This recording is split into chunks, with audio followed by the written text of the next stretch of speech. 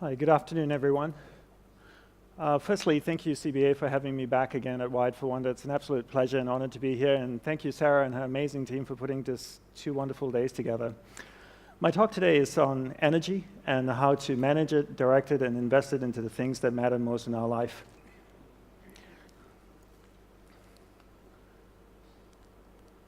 My clicker's not working. Okay, there we go. So life is a manifestation of where you direct your energy. It truly is. And what we should really start with is to actually look at energy the same way we look at water. If I took a watering can and I watered a garden bed, would the weeds grow or the flowers grow? Both, right? Water has no ability to discriminate between the weeds and the flowers. Whatever I water starts to grow. Energy is the same way as well. If I took energy and I invested it into something negative, it will grow and become more negative. If I took energy, invested it into something positive, it will grow and become more positive.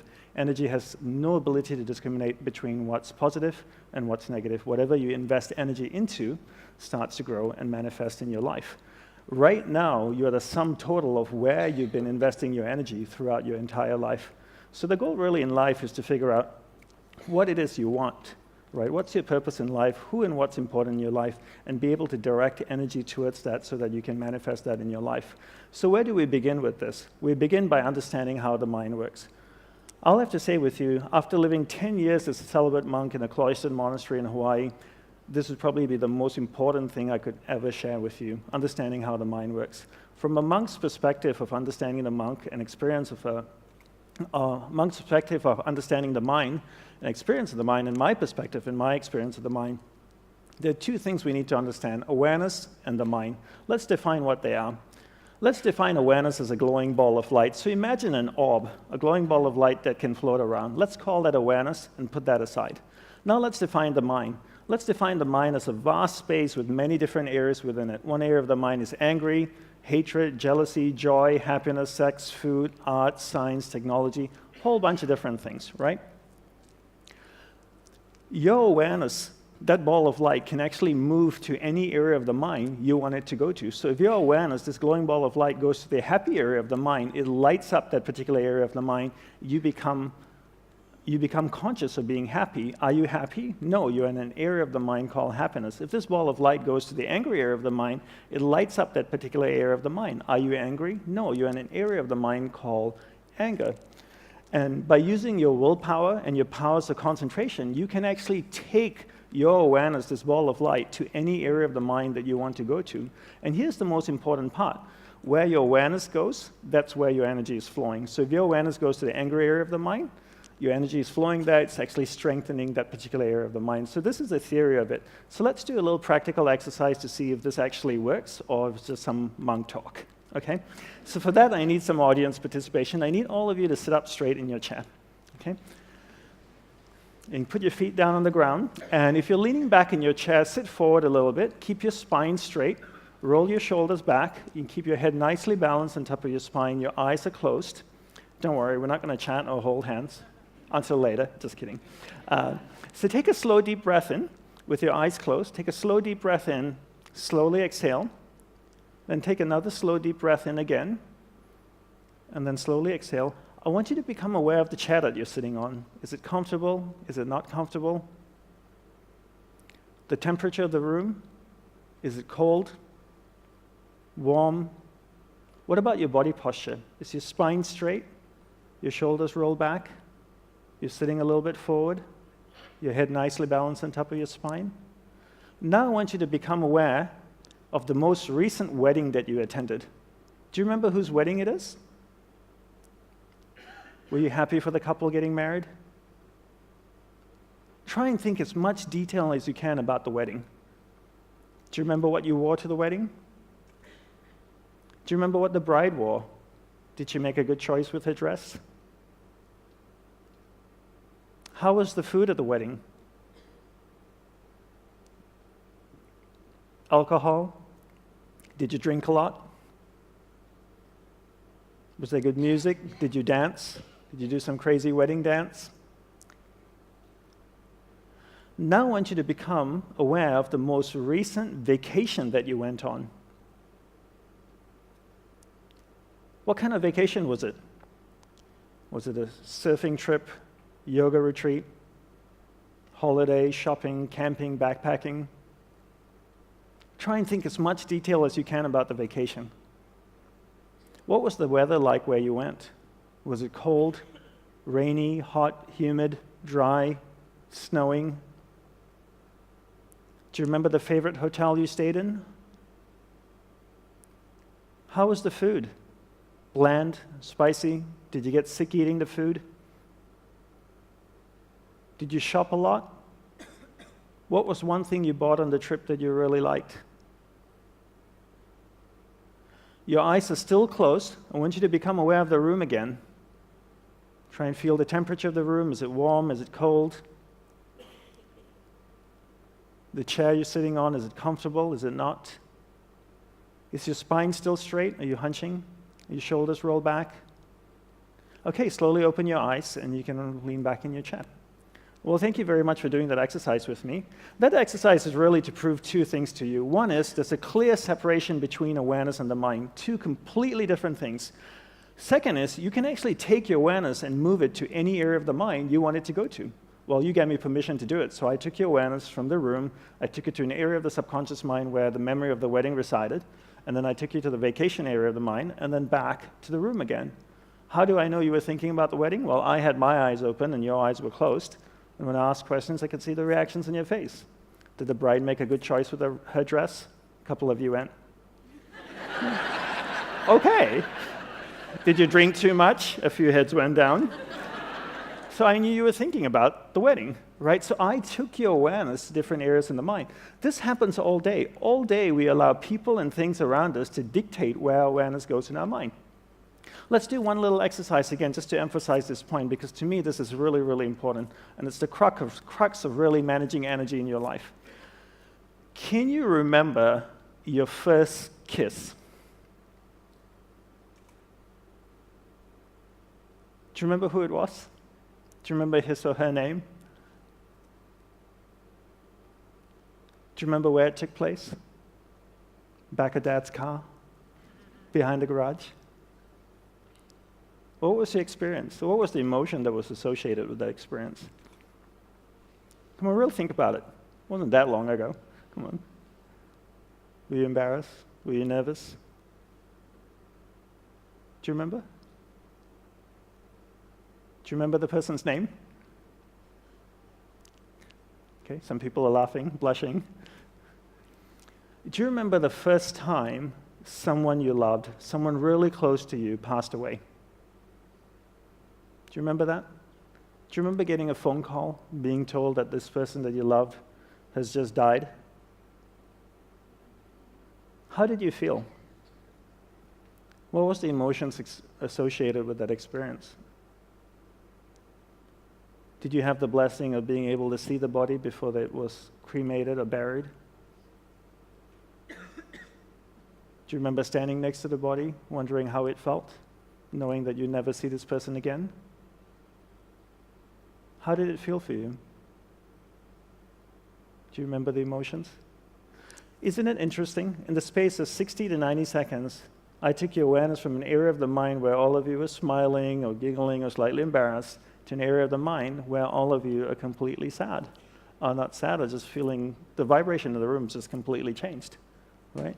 And I could take your awareness now to an angry area of the mind where you all get angry, you get up and you leave, and Sarah and her team would be really upset with me. And this happens all day, right? All day we allow people and things to dictate where our awareness goes. And because they dictate where our awareness goes, that's where our energy flows as well.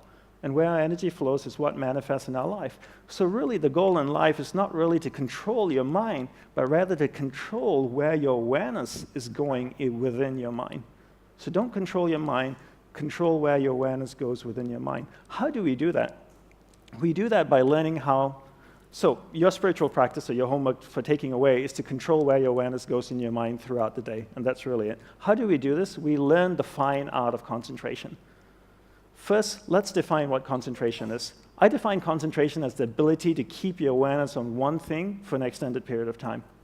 So if I can keep my awareness on this lady, and hold it on her, I'm concentrating. If I allow my awareness, my ball of light, to move away, I'm getting distracted. I use my willpower, and I bring my awareness back, and I hold it on her.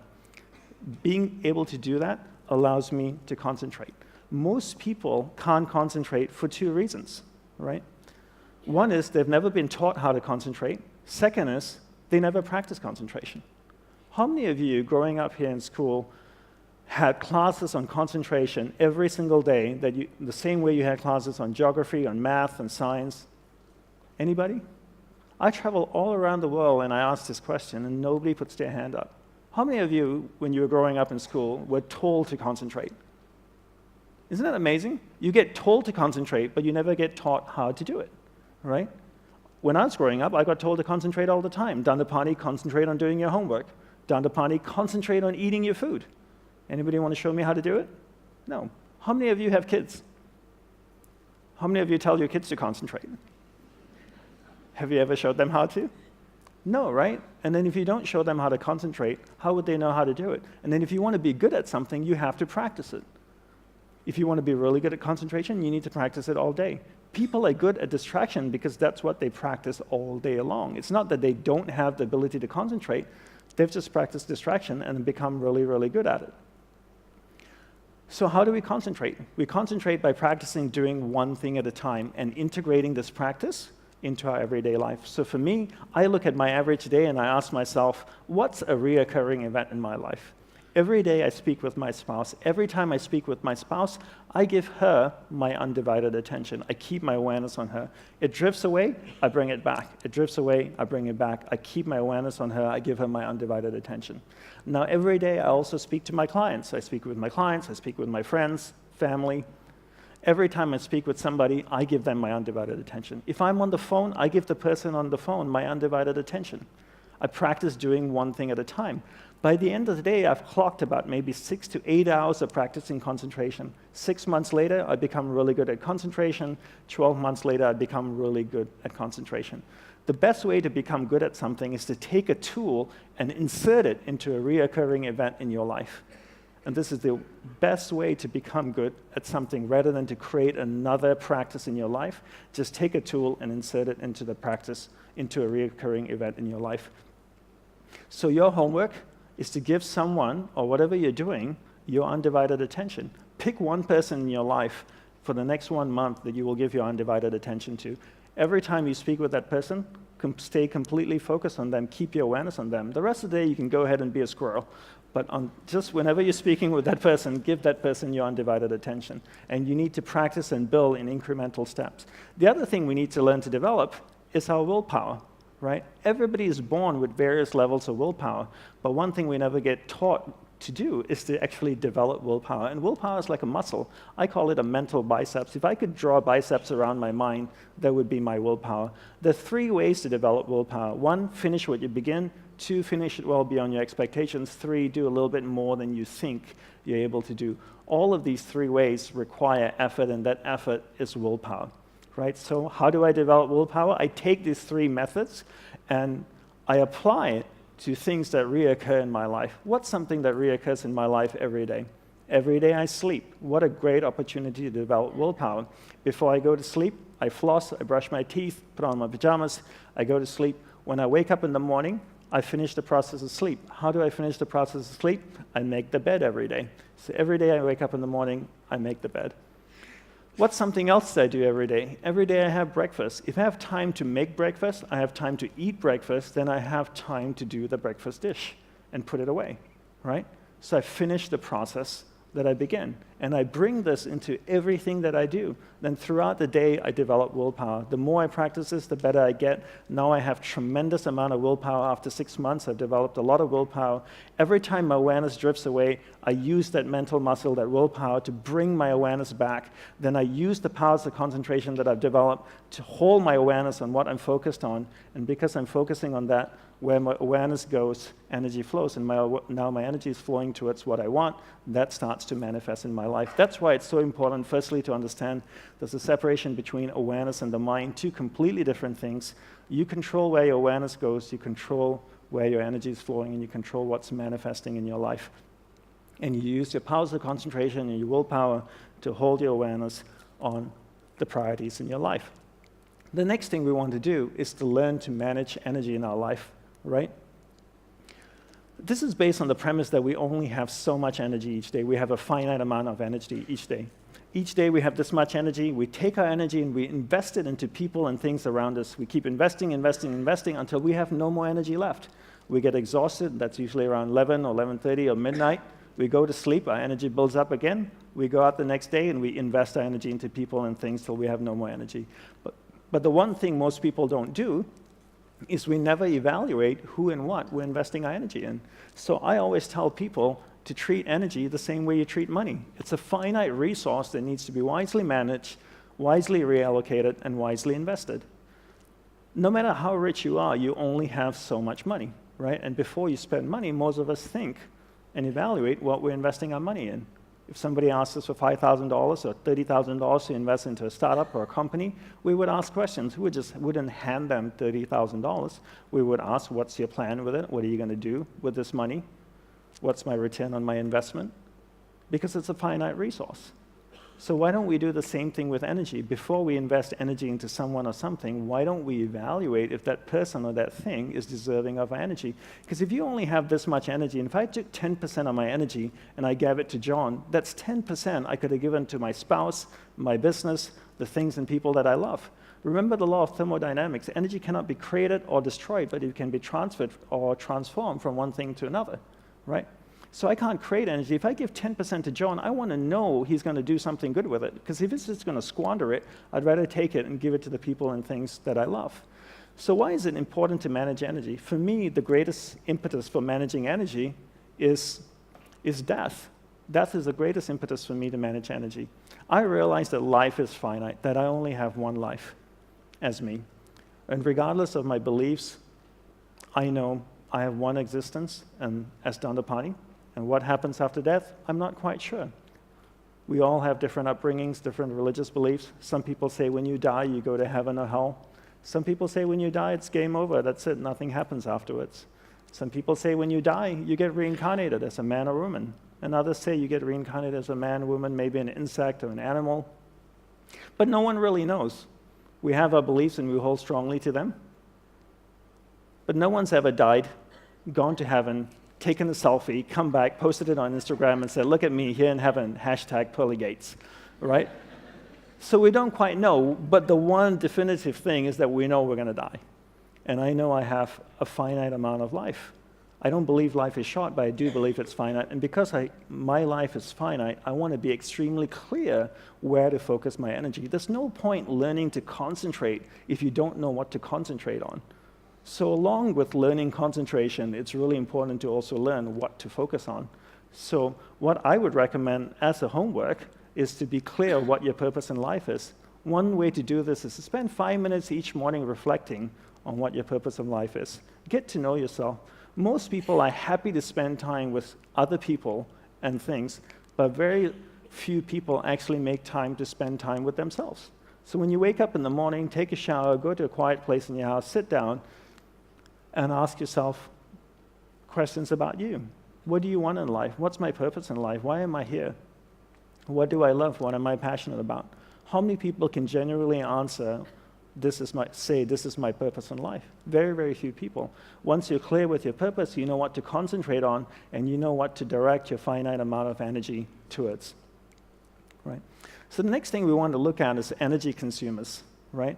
People and things are two of the biggest consumers of energy. And people and things also give you a lot of energy. Since the subject is vast and time is short, let's focus on the people that consume energy and how we can deal with them. I call these people energy vampires. All right? That's what a vampire does, right? Bites you in the neck and sucks the life out of you. And some people consume tremendous amount of energy. Essentially speaking, there are 3 types of people. And let's keep this simple, monk simple.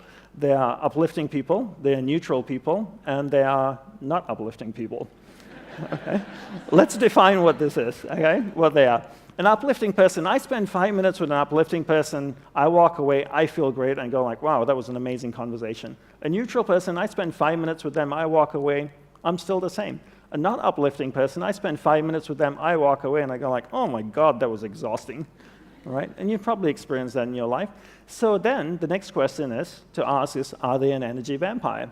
There are two ways to figure this out. One is I can judge or I can evaluate, right? What's judging and evaluating? Judging is this. I'm at a party in New York City in a penthouse. There are 200 people in the room. The door opens. This guy walks in. He's got white shoes, a purple suit. He's got a cane and a top hat. He's wearing a chain with a big clock hanging off his chest. I look across the room and I go, he must be a pimp or a drug dealer.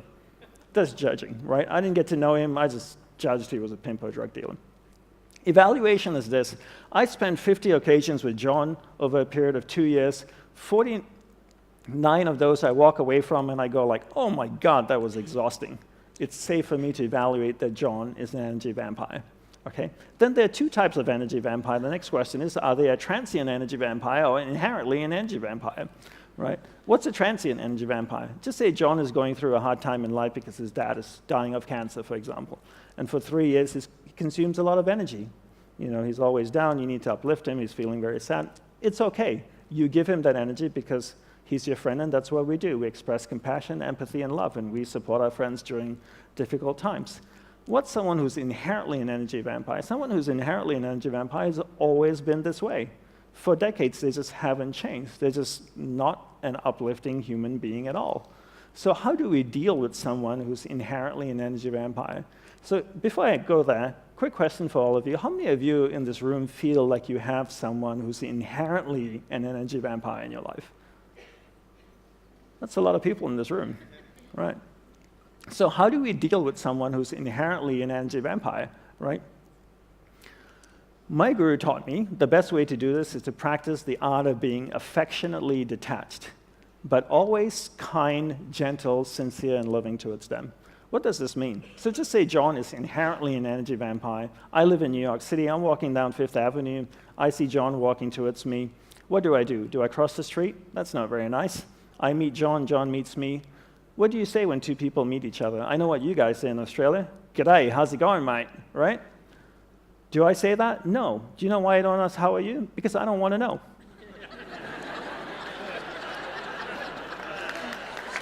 It's true. You have to understand, I'm in the monk business. When I ask somebody, how are you, they tell me their entire life story. It's a confession time, so I don't even ask, how are you? John asks me, how are you? I say, I'm doing very well, thank you very much. And then I reply, what a beautiful day in Sydney, right? It's true, I'm being sincere, I'm being kind.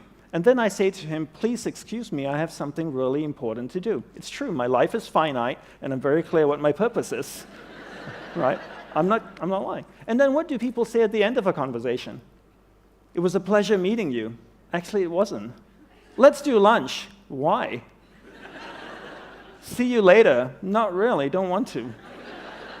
Why do we say the things we don't mean and ask the questions we don't want answers to? So at the end of a conversation, I say, have a wonderful day, which is true. I know he's inherently an energy vampire, but I do wish he has a wonderful day. So the concept of being affectionately detached is to not engage with someone, right? Just to be kind, to be gentle, to be sincere and loving towards them, but not engaging with them. What's another way to protect yourself from an energy vampire? Is to place the burden of responsibility on them. What does that mean? I'll give you an example. I have a client of mine who's an expert in social media, right? So a lot of people want to get together with him, have a cup of coffee, a glass of wine. Let's catch up for lunch. Let's do dinner. Why? Because they want to pick his brain, right? And get information from him. And he can't sustain this because everybody wants a little bit of his time and just can't live this way. So I told him, this is what you need to do. You need to tell this person who wants to meet with you to read your favorite marketing book. Read your favorite marketing book, write down 7 key points and email it to you. Once you receive the 7 key points from the book, tell them that you want to see what stands out to them in the book. Once you receive these 7 key points, you email them and say, let's meet up on this day for a couple hours and we can discuss a marketing strategy for you. You know how many people actually read the book and email him the 7 key points? Nobody. As soon as you place the burden of responsibility on someone, they don't do it. I travel all around the world. I speak, people come up to me and they want to ask questions. I always give them my personal email address. I tell them, please don't share it with anybody.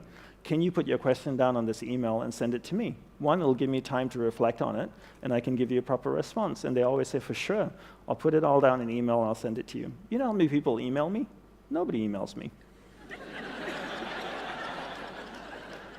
Simple little task, right? I'm not asking them to do yoga, to meditate, to breathe out of one nostril. You just send me an email with your problems, and they don't do it. So place the burden of responsibility on someone. If you're somebody who's developed a particular skill, you're an expert in a particular niche, in a particular area, and you find that people want your time, they want your energy, the one simple way to protect yourself is to place the burden of responsibility on them. Give them a simple task to do and see if they do it. And if they fulfill that task and come back to you, then go out of your way to help them, okay? Another thing I want to talk about, so your spiritual practice is to every year evaluate the people in your life. Right? So go through a process of evaluation and reallocate your energy between people who uplift you and people that don't uplift you. And this is something that I do all the time. Right? Another thing I want to talk about and wrap up with is mental energy vampires. What's a mental energy vampire? A mental energy vampire is unresolved emotional experiences that are sitting in our subconscious, right? Most people's subconscious mind looks like this Indian flower market. It's just packed with stuff because people don't resolve stuff as they go through life, right? Everything that is once passed through your conscious mind in the form of experience is resident in your subconscious mind, and all these experiences have emotion attached to them, right? One simple way to deal with unresolved emotional experiences is to do this exercise called the Vasana Daha Tantra. That's the Sanskrit name for it. And what it really is to take a piece of paper and write down the problem on it. Every experience has emotion attached to it.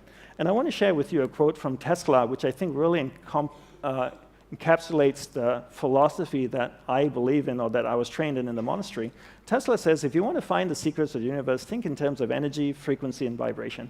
Everything is made up of energy, and it's vibrating at a certain frequency. So if I have an experience, it has emotion attached to it, it's vibrating in my subconscious mind. My goal is, I can't do anything about the experience because it's already happened, but what I can do to help myself is to remove the emotion that's attached to experience. So I take a piece of paper, I write down the problem. As I write down the problem, something really interesting happens. That experience moves from my subconscious mind to my conscious mind because I'm reliving it. The interesting thing that happens is the emotion actually comes out of the experience, flows through my hands into the piece of paper. Now I crumble the piece of paper and I burn it in a fire. It could be a garbage can, a fireplace, it doesn't really matter. Does the fire destroy the emotion? No, because you can't destroy energy. But what it actually does is transform the emotion in the paper into heat, flame, ash, smoke, and a whole bunch of different things. I remember the first time I ever shared this exercise was with a group of entrepreneurs in Perth, actually, about 5 years ago. And one of them said to me, look, Dandipani, I realize that experiences have emotion attached to them. And I realize as well, when you relive it or you're writing about it, it goes from your subconscious mind to your conscious mind. But this whole concept that emotion comes out of the experience, flows through your hands into the piece of paper, I find it really hard to believe. I find it that's a little bit too spiritual. I said, fair enough. So I asked him, do you have kids? He says, yeah, I have a couple of kids, a 4-year-old and a 6-year-old. And I said, on Father's Day, on your birthday, do they ever make you cards? They said, they do that all the time. Can you describe the card? Well, they say, usually go to the back of the house, they find an old piece of cardboard, they draw on it, they stick a bunch of things on it, stars and a bunch of ribbons, and then on Father's Day, on my birthday, they hand me the card. I said, how does it look? They go, well, it doesn't look that great. It's made by a 4-year-old. But I said, let me ask you this way. If you saw it in the store, would you pay money for it? And they go like, no way. But do you keep it? He says, yeah, I keep every single one. And I asked him why. He said, well, it's so full of love. I said, wait a minute, you're telling me your kids know monk magic? Because 2 minutes ago, I told you about putting emotion in a piece of paper, and you looked at me like I was a crazy person. And now your 4-year-old son knows how to do this. Right? Because he's taken a piece of paper, put his emotion in it, a piece of paper that you don't want, a cardboard that you didn't want, put his emotion in it, and now he's given it to you, and you hold it. So you can actually transfer energy from you, emotion from inside of you, into another matter. How many of you have kids and have one of those not-so-attractive drawings at home? Do you keep them? Why? You'd never be able to sell it to anybody. Nobody would want to buy it, all right? You keep it because they're so full of love. It's full of emotion, right? So you can move emotion out of you. So the exercise here is really, if you ever find that you have unresolved emotional experiences sitting in your subconscious, consuming tremendous amount of energy, take a piece of paper, write it down, and then burn it in an ordinary fire. How many times should you write? Well, depending on the emotion. If it's an intense experience, you might have to write about it 3 or 4 times. If it's not so intense, maybe once or twice. So just to wrap up over here, to know yourself is one of the greatest gifts you can give yourself. It truly is, right? Most people don't really understand themselves. They don't understand what they want in life, and therefore find it extremely difficult what to focus their finite amount of energy on. I want to leave you with 2 quotes, one from my guru. The first one is proceed with confidence, right? Proceed with confidence. Believe in your ability to manifest something in your life, because you can. How do you manifest something in your life? You take your awareness, you focus it on that thing. You know how to develop concentration now. You keep your awareness on it. When your awareness is on it, that's where your energy is flowing. When your energy flows there, it starts to manifest in your life. And believe in your ability to do that and proceed with confidence. The next thing is, life is meant to be lived joyously. It truly is. And if you're not happy with life, then something needs to be changed. If you ask most people what do they want in life, they'll always say, most people often answer, I want to be happy. Happiness should never be pursued. Don't pursue happiness. Pursue a lifestyle that results in happiness. And that's, for me, what I do. I never chase happiness. I pursue a lifestyle where the byproduct of the lifestyle is happiness. In order to find out what the lifestyle is, I need to know what my purpose in life is. In order to do that, I need to spend time with myself each day to find out who and what's important in my life, take that finite amount of energy that I have each day, focus it into those things. That starts to manifest in my life. The byproduct of that is happiness. Right? So I want to say thank you, and I want to leave you with a small gift.